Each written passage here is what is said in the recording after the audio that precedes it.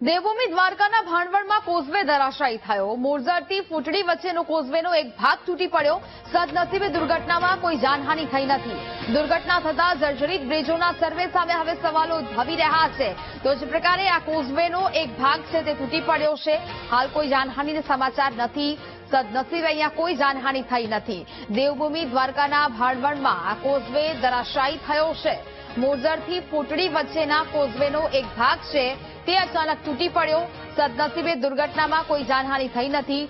દુર્ઘટના થતા જર્જરિત બ્રિજોના સર્વે સામે સવાલો છે તે ઉદ્ભવી રહ્યા છે। જ્યારે બ્રિજ તૂટવાની ઘટના બનીને ત્યારબાદ તમામ જે જર્જરિત બ્રિજો છે તેની તપાસ છે, સર્વે છે તે કરવામાં આવ્યા હતા, પરંતુ વધુ એક આ દુર્ઘટના સર્જાઈ છે। સંવાદદાતા અશોક ફોન લાઈન પર જોડાયા છે। અશોક, દેવભૂમિ દ્વારકાના ભાણવડમાં કોઝવે ધરાશાયી થયો છે, શું વિગત?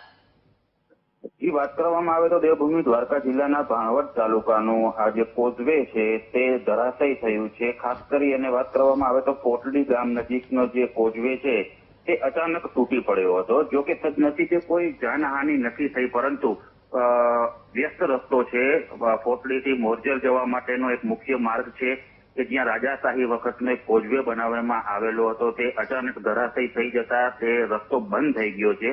ત્યારે સવાલ એ થાય છે કે જ્યારે ગંભીરા બ્રિજ દુર્ઘટના પછી સરકાર તમામ જર્જરિત બ્રિજોની તપાસ કરી રહી હતી, ત્યારે તંત્ર દેવભૂમિ દ્વારકા જિલ્લાએ પણ ઘણા બધા જર્જરિત બ્રિજોની તપાસ કરી હતી, પરંતુ ક્યાંક ને ક્યાંક એ તપાસ ઉપર પણ સ્થાનિકો દ્વારા સવાલ ઉભો કરવામાં આવી રહ્યું છે કે કેમ હજુ સુધી તંત્ર જાગ્યું નથી કે કોઈ મોટી જાનહાનિની હજુ રાહ સેવાઈ રહી છે।